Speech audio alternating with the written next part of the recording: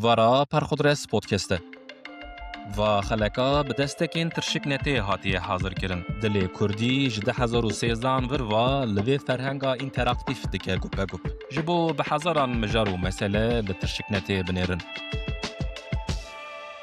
سالین من حرفین هنه جهف در دخستن من جدیوار مکتبا ترکان گوتنکا مصطفى کمال آتاتürk خانده بو. یورتا صلح جهاندا صلح. ترکیه منا از وی چاقه نده علمیم تیره نکر بو که از وی گوتنه بکرمانجی بدم سر معنیه که لی گوتن مینا سلوگانه که وارد بیرا من دا ما بو. روکه درسکا تاریخ دا گاوا معلم او گوتن آتاتürk گوت و گوت وی به وی گوتنه هم لترکیه هم جی لدنه بارش دخواست من فهم کرکو معنی صلح بارشه. ده قنالین کردان دا دایکین دولبند سپی لمشو میتینگان دگوتن ام بارش دغازن ام آشتی دغازن کو بویجی من دیبو کو به کرمانجی بو بارش دبیجن آشتی. پشتی صلح بارش و آشتی پر پاشه من به متن کرمانجین لهل ارمنستان دیکو اوجی ده به معنی دا دبیجن عدلا. نویسکار ارمنی گبورک امین ده نویسکا خدا به ترجمه امریکی سردار گوتیه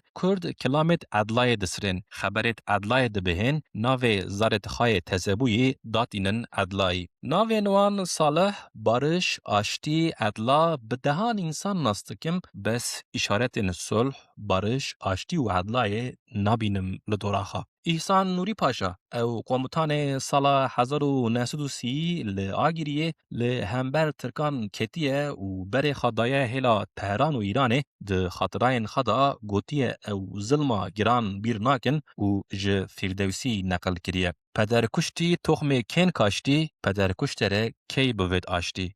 ای باو وره کشتن تخم کینه دچینه بوی انسانی را آشتی توجی ممکن نینه.